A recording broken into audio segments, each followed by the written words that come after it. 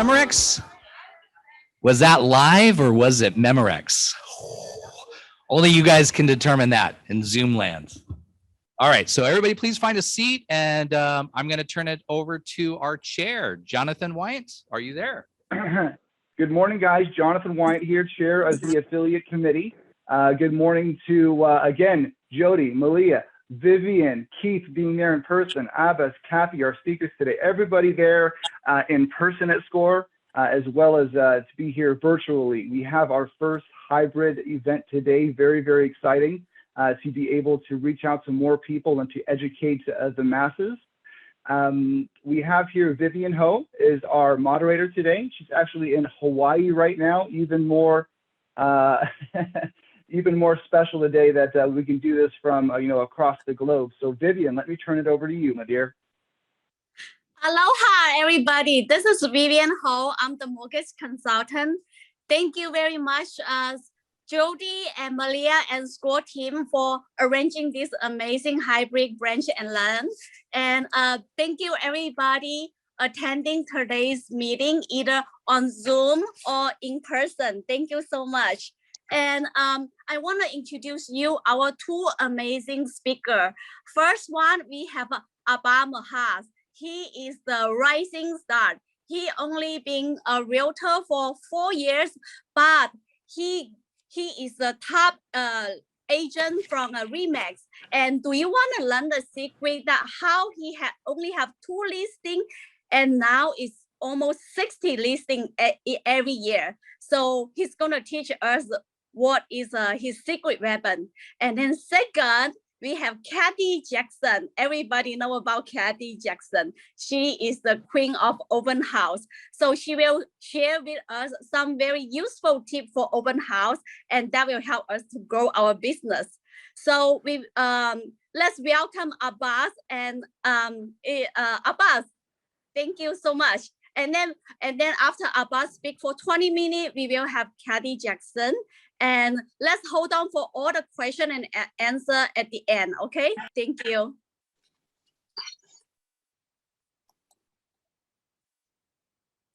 So I just use this? Cool. Well, hey, thank you guys so much for joining. Good morning, everybody. Can you hear me, everybody on Zoom? They can hear me. All right, cool. You sound great. Awesome. So I'll start off by telling you guys about my background and my, history, where I came from. So originally I'm from Iraq. I came to the US when I was 11 years old. And, growing up, I was just very poor. We didn't have a lot of money. I remember growing up, I used to sleep on concrete, right? Just because we couldn't even afford beds. And so after the war happened, that's when we decided, you know what, we got to go out of Iraq. We moved out to Syria and I came to the US. We had about $200 in our pockets as a family. And so growing up, I just hated that. I hated how we didn't have any money. And I always wanted to change that as soon as I could. So, at the age of 18, I got into car sales. I was a used car salesman. And at the same time, I was going to college. So Cathy used to be a used car salesman. I just found out as well. So I was selling cars and I was doing really well at it. But the problem is, again, I was not making any money and I was going to college and I decided, you know what? I don't enjoy going to college. I don't enjoy selling cars. And that's when I got into real estate. And the minute I got into real estate, I just decided, you know what, I'm going to do what the top agents in the industry are doing. And I noticed that the top agents in the industry are heavy focused on listings, right? So day one, I'm like, look, I'm going to go in and my only focus is going to be how to grow a listing based business. I'm not going to do buyers. I'm not going to do investors. And if I get a buyer or an investor, even if I need it, I made a commitment to not take on anybody besides sellers. And I remember everybody was against that. My previous mentor was against that. Everybody I spoke with was against that. They're like, look, if you do this, you're going to fail in the business. And I always just believe, look, you have to just focus on one thing, right? I see a lot of people, unfortunately, when they get into the real estate business, they're doing a bunch of different things, but they're not really good. They're not specialized at one thing. And that's kind of the problem that a lot of people have, because everything we do, whether it's cold calling, whether it's open houses, or whether, you're working buyers, the reality is everything has a lot of nuances. Everything is difficult. And if you try to be a master at everything, you're never going to be a master at anything. So I kept that in mind going in. And I remember when I first got in, I started door knocking. I thought that was the way for me. So I went out, I started knocking on doors. I did that for about 3 months. I got literally 0 leads out of it because I was 18 years old. I was a little chubby and people just didn't trust me at the time. So that's when I decided, you know what? I have to move on and do something else. So I started cold calling. So I started cold calling about 4 years ago. And I remember at the time, every single day, I would get up in the morning at 8 o'clock. I would get to the office by 9 o'clock, and I would get on the phones from 9 o'clock in the morning up until 8:30 at night, every single day. And I did that for a full year, literally took 0 breaks. Every single day, I would dial from 10 to 12 hours every single day. And so I remember when I first started dialing, I had one headset on, one phone. I was dialing 3 people at the same time. So that's one of the things we'll talk about today is I'm going to teach you I'm going to tell you about the software we use. I'm going to tell you the scripts and all these different things. But whatever it is you do, you have to take a massive, massive amount of action. Otherwise, it's not going to work. If you do one open house a week, it's not going to work. If you do, one cold call, you do 1 hour of cold calling, or you do 100 doors, it's not going to be successful. Whatever it is you do, you have to do a massive, massive amount of action. So anyway, when I first started cold calling, I was dialing on one ear. I had a software that would let me dial 3 people at a time. After doing that for about a month, I'm like, you know what? This is a little too slow. I have another ear that's sitting empty. So I put on a different headset, and then I had 2 headsets, each going on 3 lines at the same time. And after doing that for 1 full year, I got my first listing. And I got it at a high, I did not discount. I can't say the percentage, obviously, but I did not discount. And it was $1 million listing, and I sold it, made $30,000 or whatever it was at the time. And I paid off all my bills. 2 months later, I got my second listing, and then a third, and then a fourth. And then about, 2 years later, I was making like $350,000 at 21 years old. It was more money than all my family had made, in the past, combined, I would say, probably. And that was a breakthrough moment for me. So anyway, after doing that for 2 years, I decided, look, I see other people, making far more money than I did.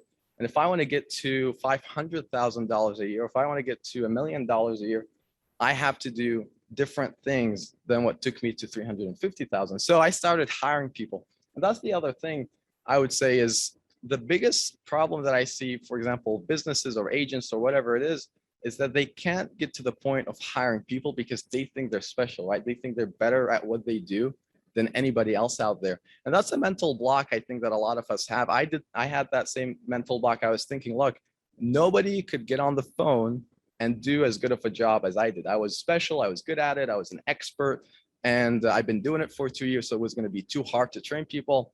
And I think that was one of the biggest mistakes I made up front. So I started hiring people about 2 years ago.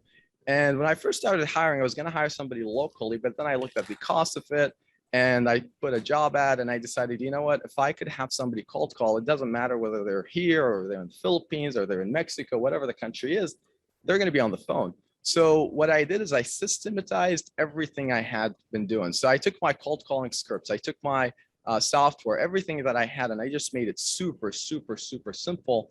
I video recorded everything I was doing just to make sure that I don't have to train people over and over and over again.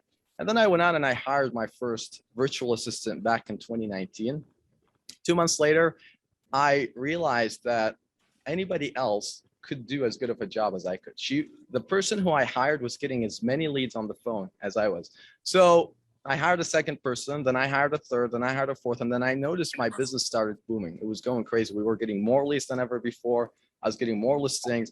And then COVID hit back in April. At the time, I had 4 people. So I noticed everybody else was reducing their marketing. They were laying people off. And I'm like, look, if everybody's doing that, I'm going to do the exact opposite, because at some point, the real estate market is going to come back. People are going to start selling again. People are going to start moving.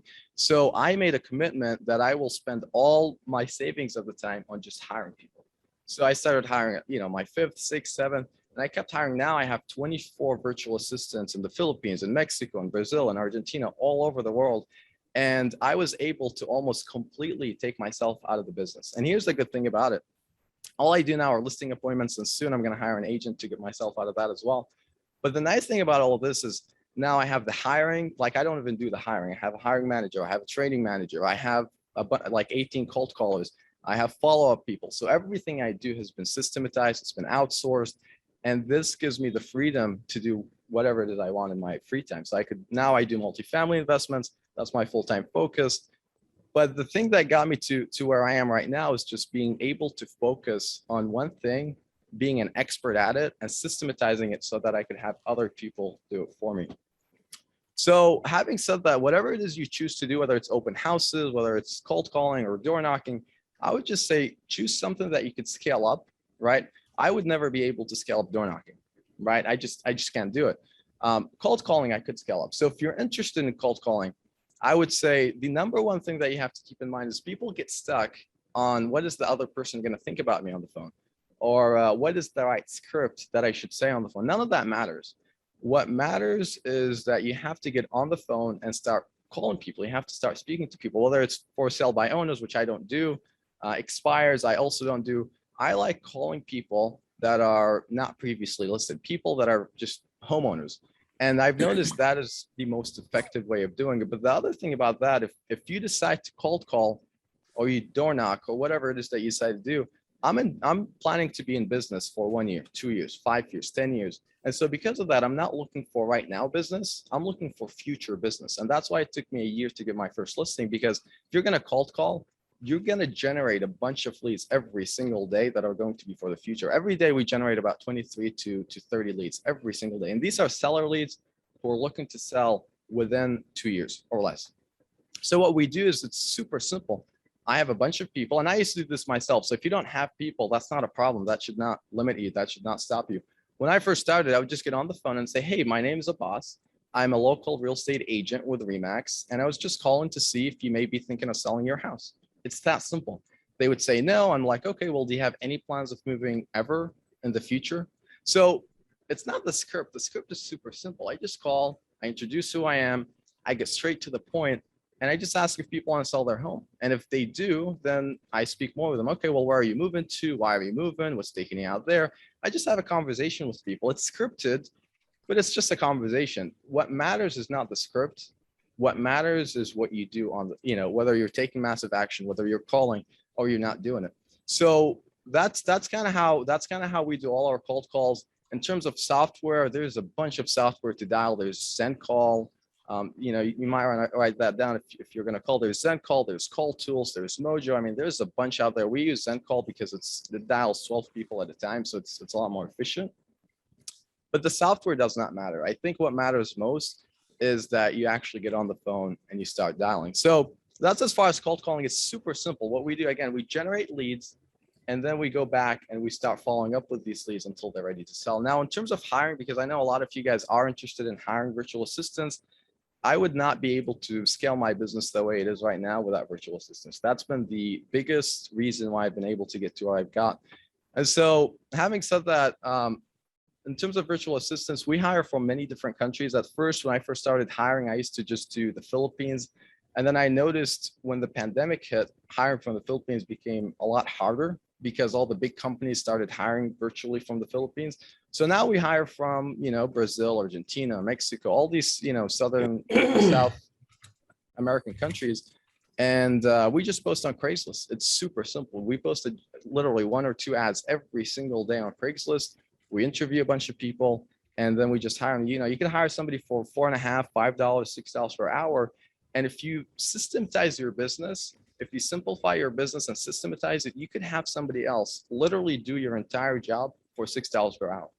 And then you could take that and you could multiply it by 24 people. So imagine how much more production you could have for such a small cost. It's absolutely insane.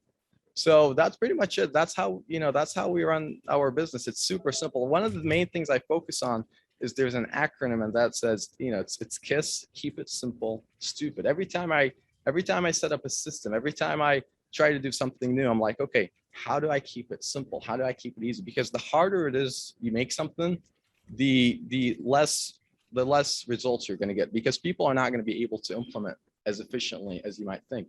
So whatever it is you decide to do, keep it simple, right? Don't overcomplicate it.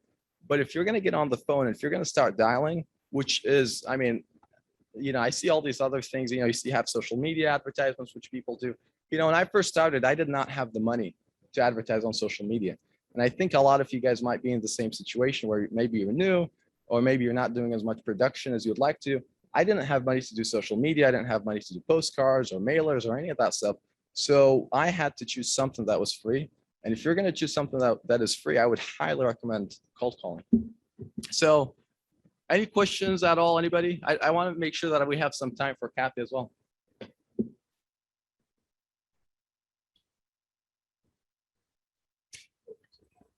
Pretty much. I mean, what we do is we go, yeah, so we use a website called callrealtyresource.com. And on that website, it automatically filters all the do not call people out, all these other, people that you don't want to be messing with. And then you can just download a bunch of numbers of actual homeowners in whatever area you pick. Now, because I have so many people, I don't really pick any geographical areas. Like I'm not going to go out there and pick, San Jose, for example, because the San Jose market is too small. So I chose the entire Bay Area, and we have about, close to 2 million numbers that we got. You're welcome. Sandy. One can hear your beautiful Oh, cool. questions on Zoom as well. I'll repeat them as well. Thank you. Abbas, so how do you nurture your leads once you get them? Yeah, that's very important. I would say I lost hundreds of thousands of dollars in business over the years because I had to figure out how to nurture leads. So here's what we do. Let's say we get somebody who's actually looking to sell in the next 2 years or less. The first thing that I do is we send them a letter thanking them for their time. And the nice thing about the letter, and this is extremely important in my opinion, is we send it in a yellow envelope, right? In a yellow envelope that is like a yellow manila envelope, 6x9. And the reason I do that is because it stands out every single time somebody gets a yellow envelope, they open it. And I don't put any of my marketing stuff on the exterior. I just keep it simple. I want them to wonder what's in the envelope. So we send an envelope. It has a letter thanking them for their time. It's super simple. And then it has 2 business cards and it has a postcard. The reason I include a postcard in there is because that is the same postcard that they will get every week after I send them that initial letter. So after they get that initial letter, they're going to get the same exact postcard every single week for 2 months. And then that same postcard every other week for the rest of their life. So I will keep marketing to that person forever. So it's so what does it say on the postcard was the question. It's very simple. We basically just say our unique value proposition. So everybody should have a unique value proposition. In our case, the question was, why would a seller work with somebody like myself who they have not met? And so what the unique value proposition is that we have on the postcard is, look, we do business completely differently than anybody else out there. And we have a strategy that not only will get the house sold, but it will get you far more money than anybody else could get you. And so that's pretty much what our postcard says. And so I send that over and over and over and over again. By the time I meet someone, that's ingrained in their head. They already know what the value prop is. They know what to expect. And that's what I work on. We've got some questions. Right. on Hi, Zoom. Abbas. Hey, Great presentation. appreciate Couple it. quick questions. Sure. I was making notes all during your presentation. First of all, why no for sale by owners or expireds? I would think that would be the happy hunting ground right now. So why no for sale by owners or expires? Here's the thing. I just want to enjoy what we do. And if it's something I don't enjoy doing, I'm not going to do it, even if I could make money off of it. So for sale by owners and expires, I did that when I first started in the business. And I just hated making that call to that for sale by owner because they would, it was almost demeaning because they put you down. They think you're useless. I don't like working with people like that. When I go to a listing presentation, if I don't feel like I'm the person in charge at that presentation, I don't take the listing because I don't want to work, I don't want to work based on the person's standards because I know I could do a better job if we work based on my standards. So the problem with for sale by owners and expires was that they're getting hammered by a bunch of people. So there's little business and then you have a bunch of agents going after it. So they're a lot more demeaning than the average person. Whenever we call random people and we follow up with them, it is a far, far easier way of getting business because I'm the only agent that's calling them. There's no competition. When I go into a meeting, maybe they know one person that maybe door knocked them before. Maybe they have one friend who's in the real estate industry, but it's way, way easier than having to compete with 50 other agents and then having to cut down on your commissions constantly. Okay, got, so second question is, how come your first 3 months you were door knocking and that got you, nothing? Yeah, that was a good question. So I literally knocked on hundreds of doors a day. I wore a suit every day. I was sweaty, knocking on doors.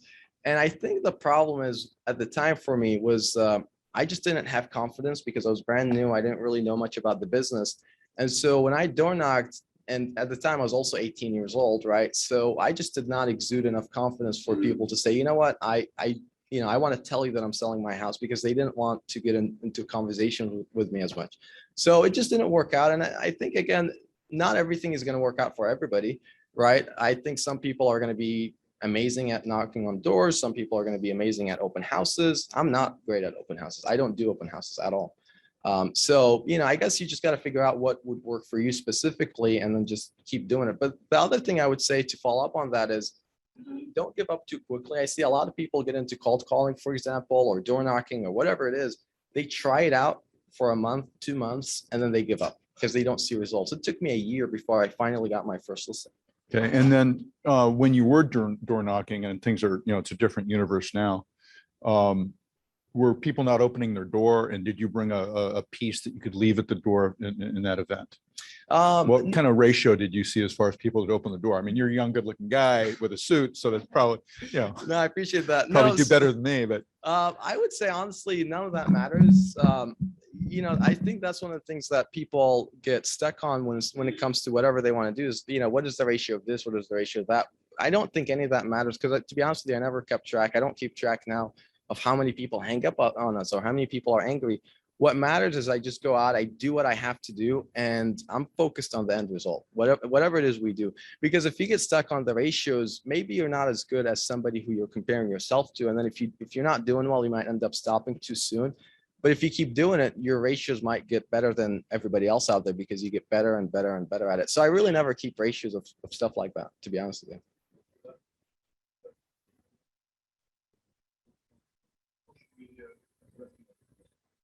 Correct. Well, I mean, all you're paying for is really software, and that might cost you $120 a month at most, right? So it's super cheap. It's super simple. And I mean, if you compare it to what you make out of it, if you scale it up, like this year, I'm on track to hit between $1.5 million to $2 million. I pay about $2,000 a month for our calling software. It's nothing in comparison. The return on investment is tremendous. You're welcome. Oh, sure. So with the first question I see from Zoom is, when your team calls, do they say they're calling on behalf of you? Also, as a new agent, do they ever ask about your sales history? So, I remember when I was new, people did ask about my sales history, and I would just use my company's sales history. And I think maybe you have to do that at the beginning. But I think that's all in your head, because I remember the first person I met who I got, well, not the first person I met, but the first person I got a listing from, he didn't care how many houses I sold. He just met me. He liked what I did. He was like, all right, let's do it. Let's put the house on the market. And that's what we did. So I think a lot of these thoughts might just be in your head, right? They might be stopping you. At the time, I remember I was thinking, well, I'm 18, 19 years old. Who's going to want to list their houses with me? I mean, right now I'm 23. Relatively, speaking to the other agents, I'm a lot younger, but people never ask me about that. It never comes up. So, sure. So I have about 2 million numbers in my database, and it's all from that website, Call Realty Resource. Sure. Call Realty Resource. Correct.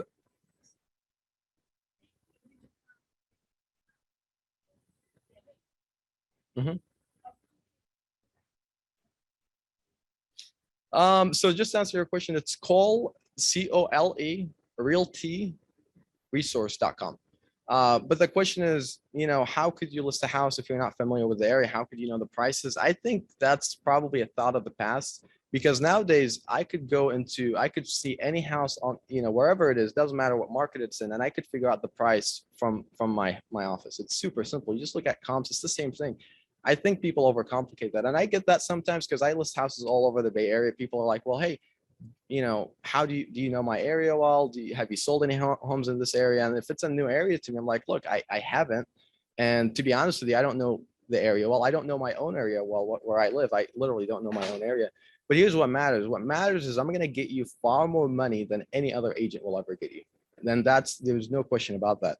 And the other thing is I've never had a house not sell. So if you want to sell your house, not only am I going to get you more money, but I'm also going to make sure that your house sells. And everybody is happy with that. People don't care really too much. Mhm.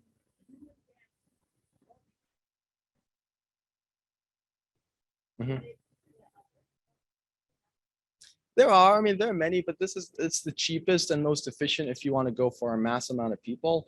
There are ones like Vulcan 7, other ones like Mojo, but the problem is the cost is much higher because those are meant for specific people. Like if you're looking for a specific person, I'm not looking for specific people. I just want phone numbers. I want a massive, massive amount of phone numbers. Right. It's all about volume. Whatever it is you do, whether it's door knocking, open houses, cold calling, what matters more than anything else is the volume of the activity that you do. I'm sorry, say that again. Oh, I would say probably Vulcan 7 is good at getting, like if I want to get your phone number specifically, I would probably go to Vulcan 7, but I never really do that. And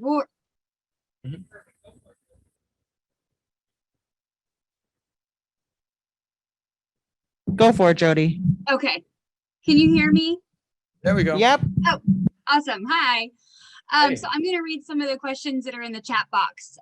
So what details do you explain to your sellers about your strategy that allows you to sell their property for more money? So in terms of that, I think what you want to do, so this is how I do my listing presentations, and I'm not sure whether other people want to do it this way or not, but I really don't get into too many details with my clients. Here's why.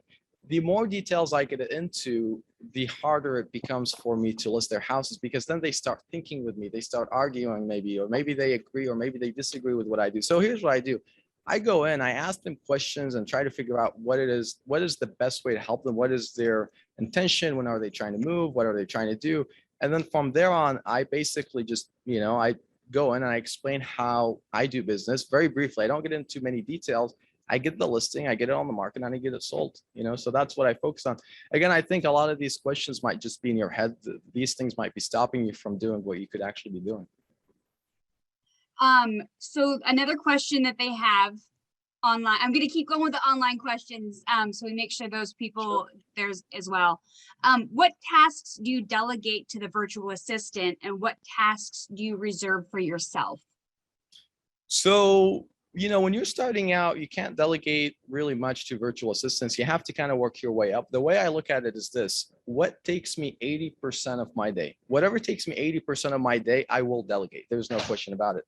So when I first started, what took me 80% of my day was cold calls. So that was the first thing I systematized, I simplified, and I delegated. Then the next thing was training people. So I systematized that, I delegated. Then the next thing was hiring. So I systematized and delegated that.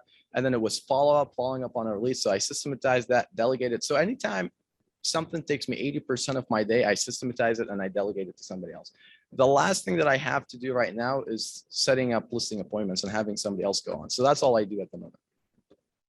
And then my last question that I'll ask is what dialer software do you use, and does that ever get caught up in the do not call lists? Yeah, so if you're doing a massive amount of dials, you definitely don't want to call the do not call list. That's extremely important. Otherwise, things are not going to go well at all.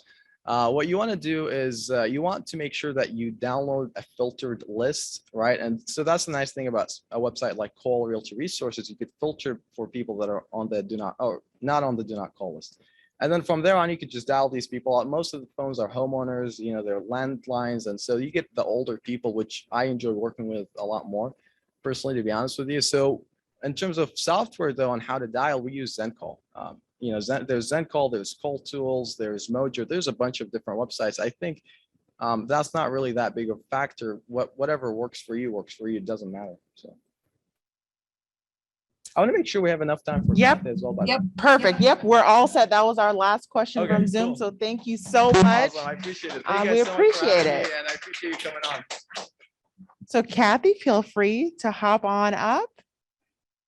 So I'm the exact opposite of him, like in 1,000%. So I grew up extremely wealthy. Just to tell you about my background, I grew up in a very famous home in Hollywood. It's still a famous home. And I had all the money in the world until I was 17 and my dad changed his mind about raising me and asked me to move out. So for a while, I literally lived on the streets. As odd as that sounds, from the richest in the parish to the poorest in the neighborhood. And I lived on the streets. And then one day I woke up and I said, well, I'm 17 and a half. What am I going to do with the rest of my life? So I moved to Northern California. I called my mom and I said, I'm going to go. So I filled my car with a few things I had and I moved to Northern California. And I wanted to sell cars. I did. And the car salesman, the leader, didn't want to hire me. I was too young. I was innocent looking. And I pushed myself on him and I sold cars and it's the best job. I loved it. I made a fortune. I changed everything about my life selling cars and I did it for 3 years. I was the top car salesman. Well, what is it? What is car sales? You stand there and they'll come. And I sat there and I did a lot of cold calling for cars. So I had lots of people coming to see me, but mostly it was stand there and they will come. So at one point I said, well, if I can sell 30 cars in 30 days, I should be able to sell 30 homes in 30 days. So I decided to go in the real estate business thinking I'd go for 30 houses. So anyway, in the beginning, I had a rude awakening. I didn't know what to do. I was just cute little thing with suits and lots of jewelry and money at the time. And I had a brand new baby and I was having really a lot of fun in life. I went with my girlfriends, did a bunch of stuff because I didn't have to work 8 to 5. And then finally I said, okay, maybe after 6 months of making no money, I should start making some money. So I settled in and I said, what am I going to do? So I sat there day after day watching all the top producers. Now, mind you, there was no Mojo dial or there wasn't barely a phone in those days and they were sitting on a desk. But I really wanted to make a good living out of this job. As much as I'd made in the car business, I wanted to scale it up. So what do? I watched everyone. And the thing you did was open houses. So I hooked up with the top producers in the office by buying them. Well, in those days, you'd serve them coffee from the back coffee pot, but that was the same thing. I'd help them if they needed anything done. I was just sort of the girl that sat in the office and listened. So one day I said, okay, I'm going to get an open house. So I had, by the way, by then I'd sold 3 houses in 6 months and I saw a taste of wealth, but not enough. So then I said, okay, I'm going to do an open house. Stand there and they will come. So I put out as many signs as they allowed back then, which I think were really only 6. I don't think they really allowed more. No one ever did more. I wanted to follow the rules. And you brought nothing because you had nothing. There were no flyers. But what I brought was my personality. So I would sit there, I would schedule an open house from one that I wanted to hold open. I didn't like holding houses I didn't like. So I actually went up to a top producer and I said, I saw your new listing, can I hold it open? And mind you, to be on the market for 3 to 4 months back then was no big deal. You had a lot of open houses available and they were actually 12 to 5. So they were long open houses, generally by yourself. Generally you'd be sitting there. So what I said to myself was, they don't have a friend in real estate. They don't, because they're walking around to open houses. I want to be their best friend. So I greet them standing up back then with these nasty, nasty high heels on, standing the whole 5 hours with my ready to go attitude. And there'd be 2 people in the room. 2 people come to my open house. It was very frustrating. And I kept saying, I can do this. Something's not right. And then all of a sudden, the 2 people, one of them called me back the next day and said, we met you at the open house yesterday. We don't like that house, but we did find one we want to write an offer on. Would you represent us? Now that was my personality, not anything else, because the house was not what they wanted. I said, sure. She says, the house is really nice and big. I said, great. She says, it's got a swimming pool. I said, that sounds wonderful to me. And I said, when can we meet? She says, well, the house is in Saratoga. And I'm like, Saratoga? I was selling in Santa Teresa at the time, but I said, sure, I know Saratoga really well. I had to look on the map to see where it was. But because mind you, I was new to the area and I didn't have friends. I was all by myself. Well, I was married, but I was pretty much by myself as far as learning where the area was. So I said, sure, I know Saratoga really well. I'll meet you there. So I went over and met her. It was a $750,000 house. The end of my first year in real estate, and I sold it. I got 3%. It was all cash. It was closed, done.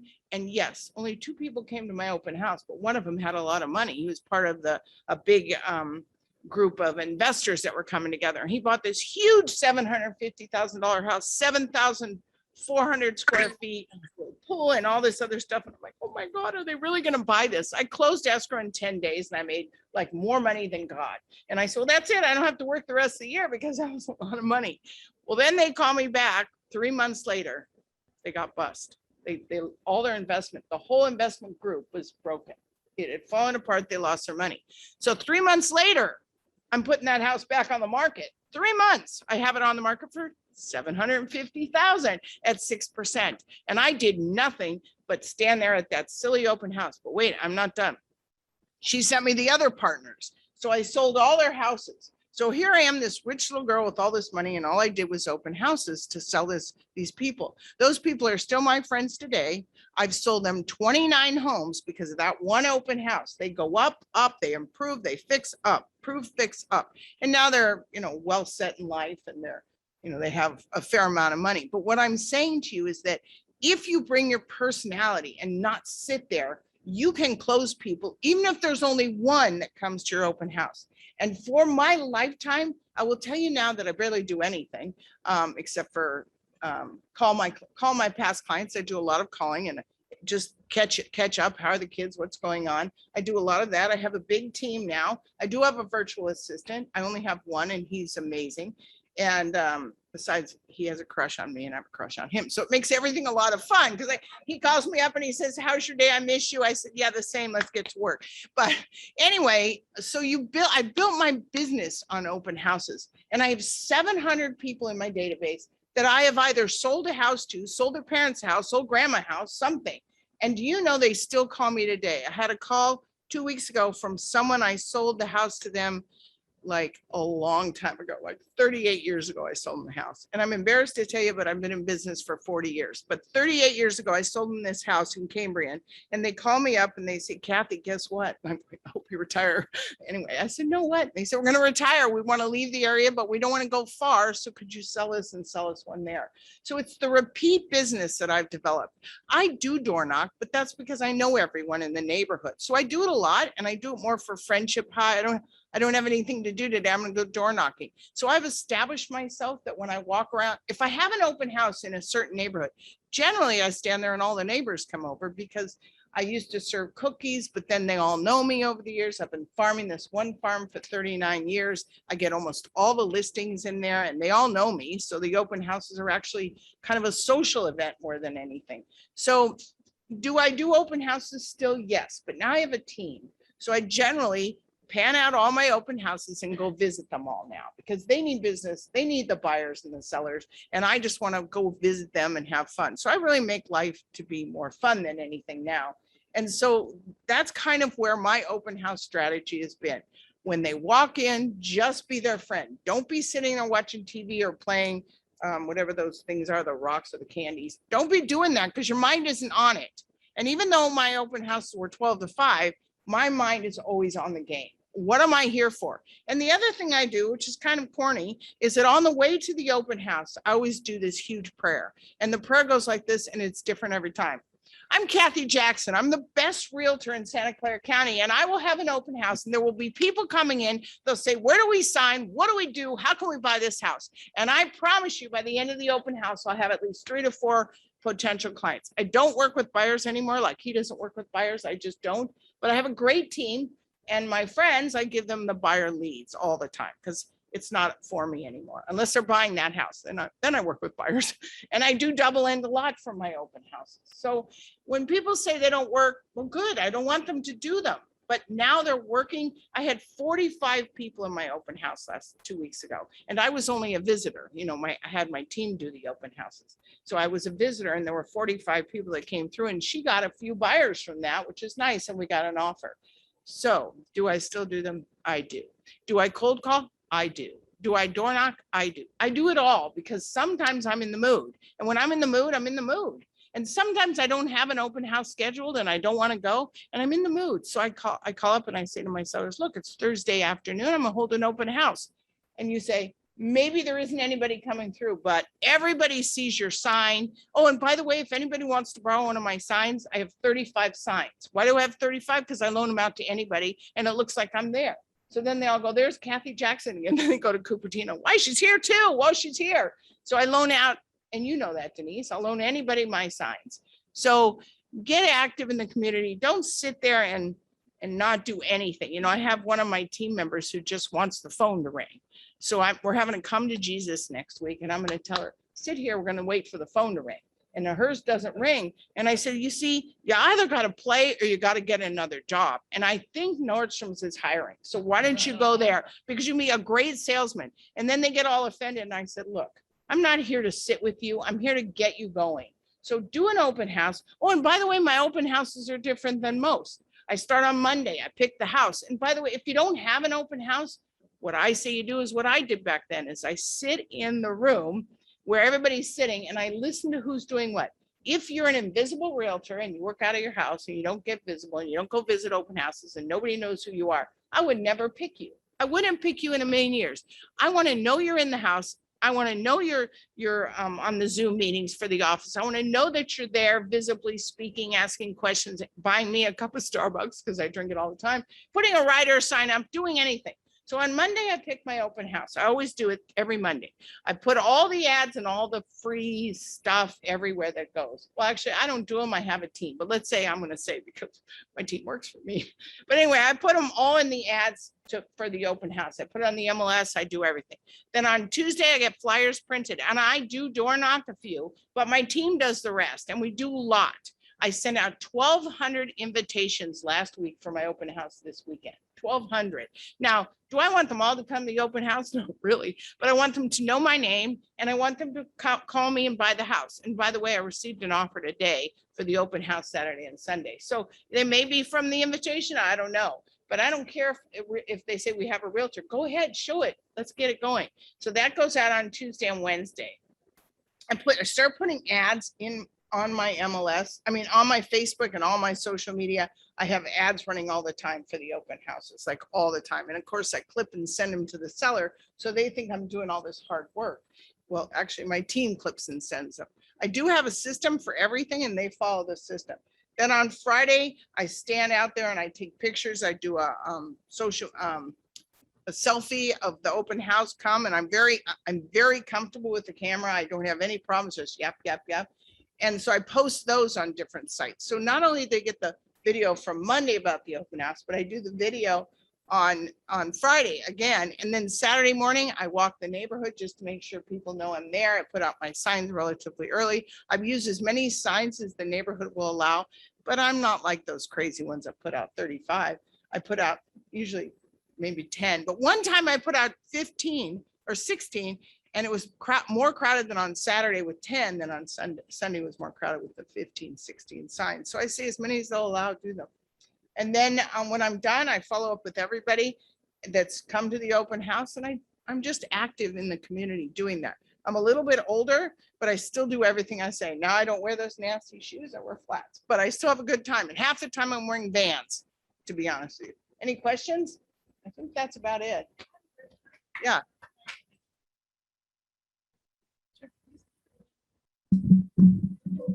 Yeah. Do I what? No, I just know everybody in the neighborhood. And I invite people that I've met. You know, my database is large, not 2 million, but my database is large from the years. I've probably sold more homes. Well, anyway, I've been a top producer since the beginning of time. This year I have 38 homes on my base so far. And that's just me. I don't count my team as my base. They do help me do what I do. So, but my database is huge. And what I like now is because I'm a tiny bit older than maybe 23. And so what I have now is I have their kids buying houses and their moms dying. So I have the dead people and the new ones. Newly dead, let's see, newlywed, nearly dead. So I have them both.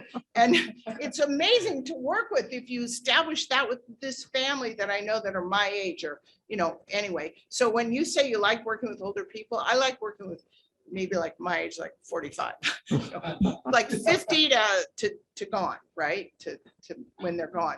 And I have a crew that cleans. I have a crew for everything. And you have systems. I have everything. You want to call me? I'll send over this. I'll send over this. I'll send over what you need. You know that. Yes.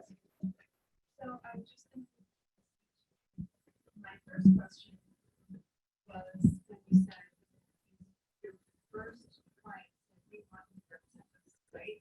And I know that question. And I think you're brilliant because in speech you answered. My question was, why did they ask you you the right one. Because involved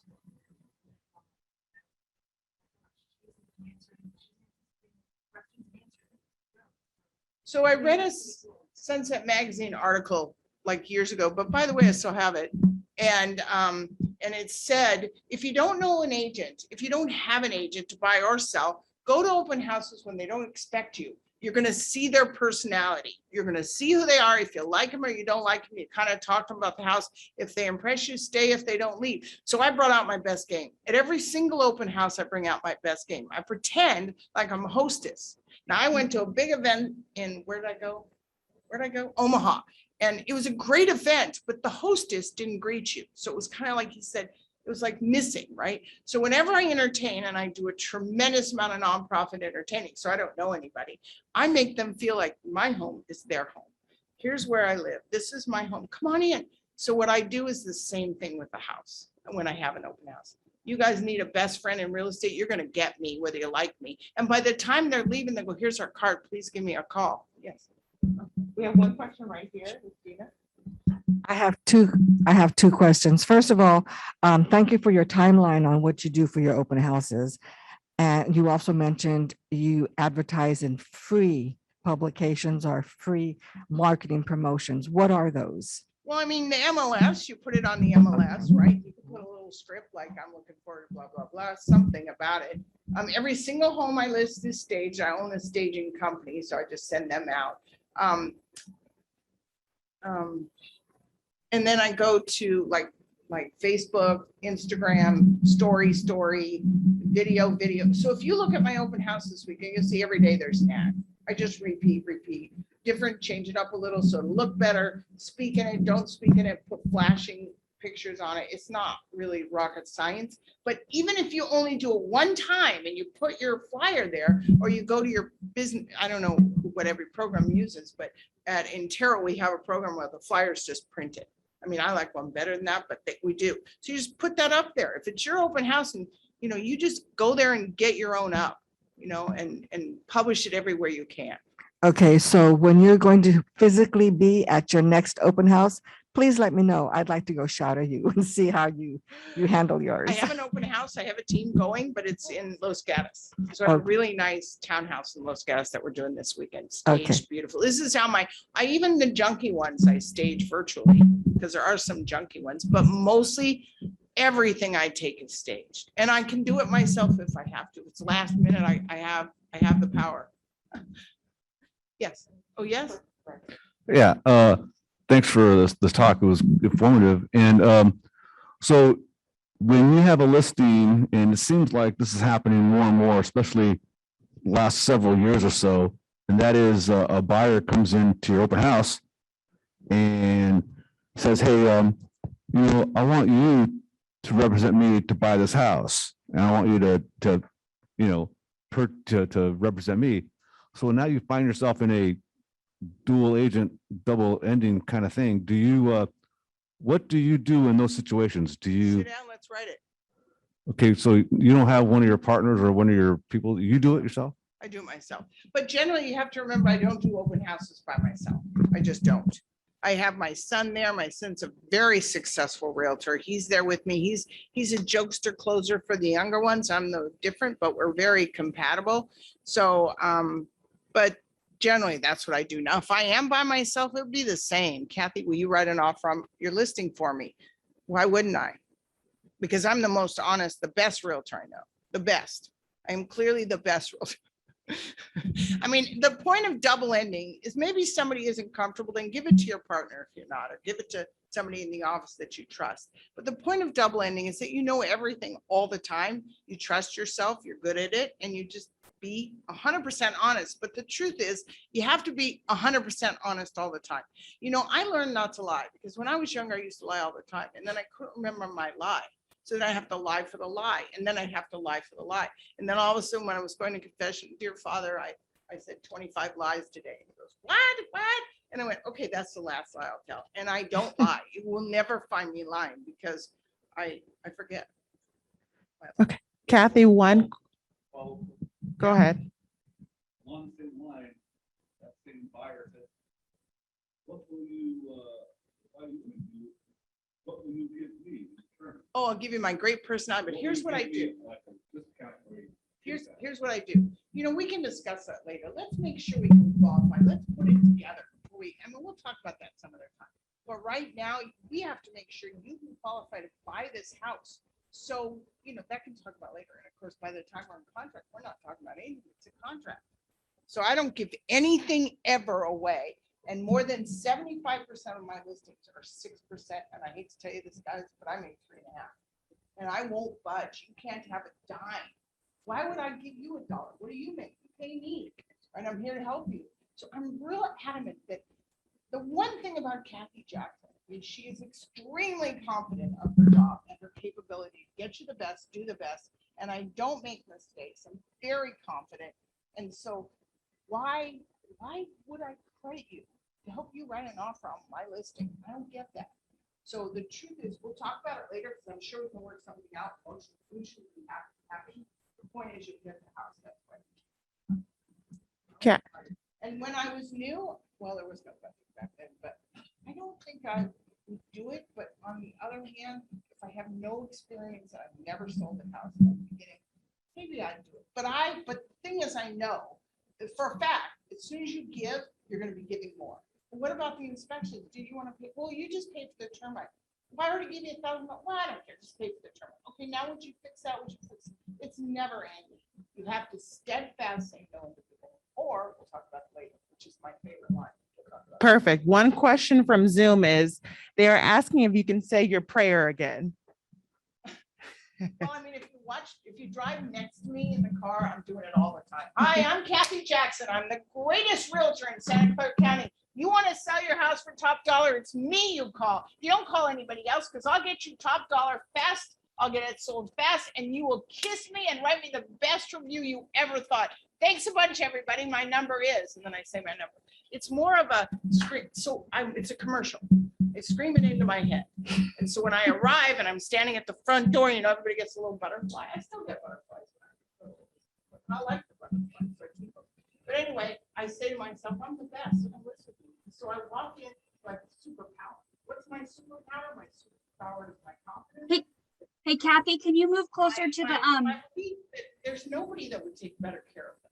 Now, we all have to believe that. And then right before I get in the We need to wrap it up anyhow. As loud as my car would play, and I blew out speakers on my last car, and I only had 3 tickets with my boat on the water. What was it for?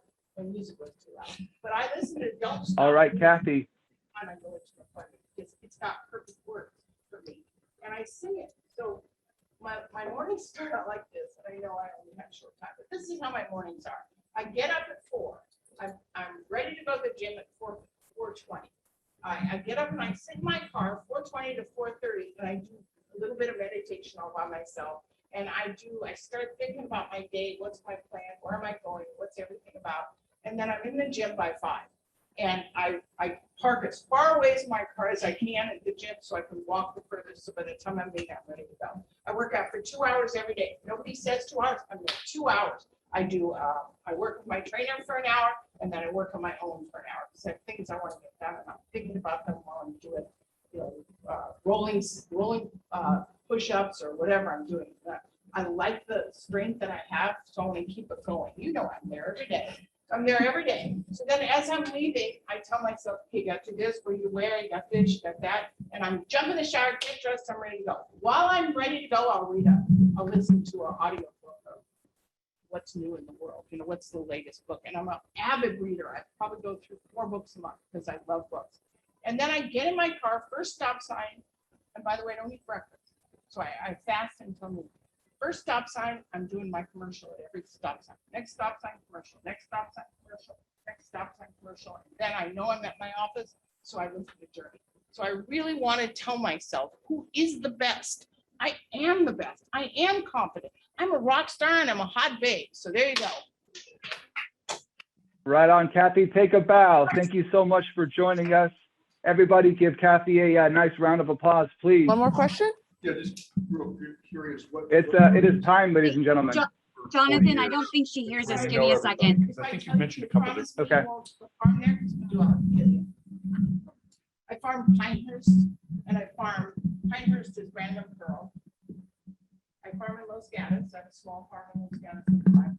By the way, when you start out farming, everybody hear me clear? I wouldn't start out with 500. I'd start out with more like 350. What you have to do, whether you like it or not, is you have to walk the farm.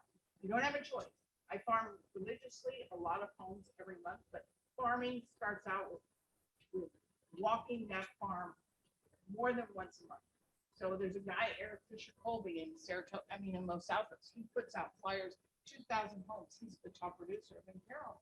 He does that he continually does parts of it, 2,000.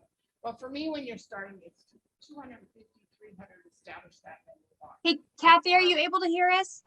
I'm very successful there and loving it. I get a lot of calls and I sell it before it even hits the market, which is their choice, not necessarily mine. I farm this area called Canoas Park. I farm there. I farm like a bunch of homes in Saratoga, and I farm Gunston. So Gunston and Cambrian.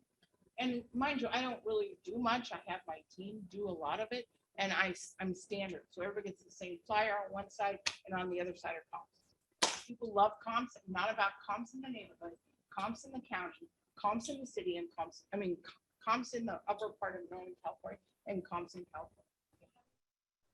On your team? I have one virtual. I have one that doesn't. Sorry, I have one virtual, one that doesn't Kathy, live here. Kathy, can you hear us? Kathy, Yes. can you hear us okay? This is Yes. Zoom World. This is Jonathan.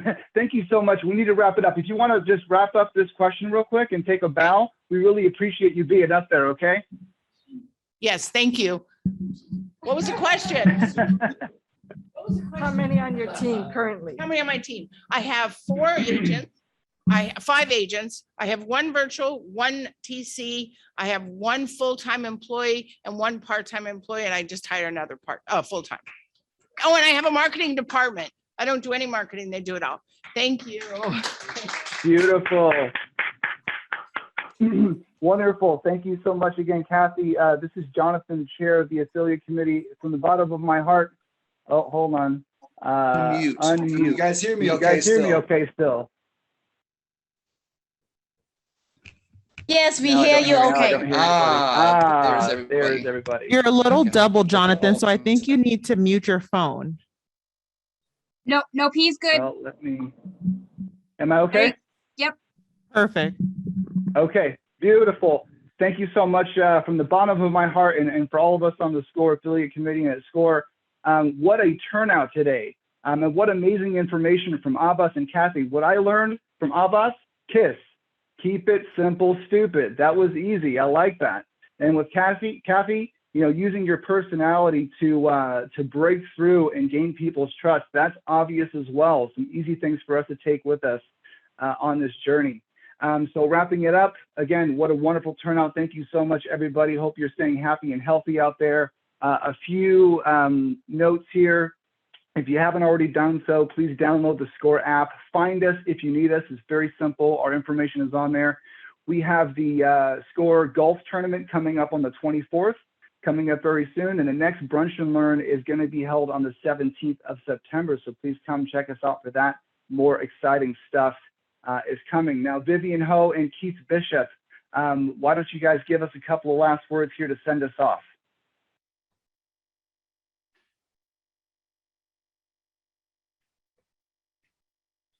Hey, is this working? Hello, hello, hello. Hey, fantastic. Yes, Thank it you all is. very much for being here today. And of course, to our hosts here talking to us and sharing what beautiful people you both are. Thank you so much. Honestly, if anything that anybody learned from either Zoom or here in person is it's about listening to these people that have done it and are doing it very, very well. And that's hard to find somebody that's going to be so honest and share this information. So we're so